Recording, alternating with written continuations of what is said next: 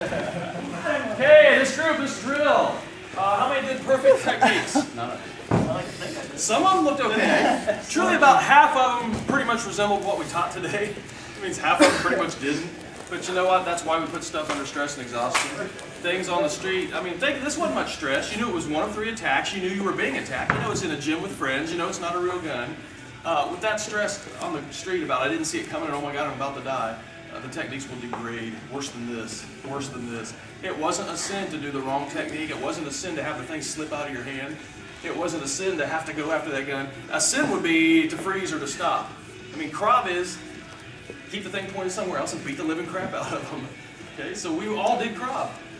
And we didn't do perfect techniques, or even some of us didn't do the technique we learned today, but it was Krav because nobody just froze and said the heck with it. Imagine with this, again, all those things that we knew. 1 of 3 attacks, it wasn't a real gun, it's a friend. And it was still slipping out of our grip. We still weren't fast enough to grip it. Oh my gosh, can you imagine on the street with that stress? This is, again, why we cannot be technique-based. There's where martial arts fail. They are so technique-based. We are philosophy-based. It will go to pot.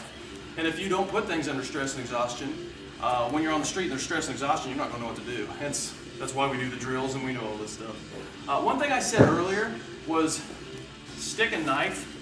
You don't have to take them with you. I mean, you create distance. And a handgun you have to take with you. But guess what? There are no absolutes. Is there ever a scenario where I wouldn't do a takeaway and take that handgun? I could probably think of 1 or 2 or 3. If this is the corner of a building and I'm beating this guy trying to get his handgun and his 4 friends are running across the street and they all have handguns, hell, I may just push and run around. So again, we give kind of absolutes, but then we tell them, hey, if you need to break it, you need to break it. I mean, truly, it's an absolute. When you're doing a handgun defense, you take the handgun with you. But man, there's some scenarios where maybe you wouldn't. Let them know that. I would hate for someone to be in that situation thinking, I've been taught I gotta take this, and by the time they finally get the damn thing, those 3 guys are over here putting bullets in them. So, I mean, there's scenarios where things wouldn't. Stress and exhaustion, everything we teach, and then you don't yell at them when they screw the techniques up. They're going to screw the techniques up.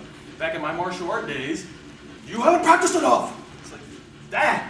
Well, crap, I need to go do 1,000 reps of this, and that's pretty much what they preach. 1,000 reps of this technique, because it was so technique-based. I didn't care if you messed the technique up, as long as that handgun stayed pointed somewhere else and you were beating the living crap out of them and you ended up with the handgun, I was happy. That's what we're teaching people. And again, you guys are getting ready to test, in the level 5 and even black belt. You are good. Imagine teaching this in a seminar. Cops are going to see this for 2 hours and never see it again. They're not going to practice it a bunch.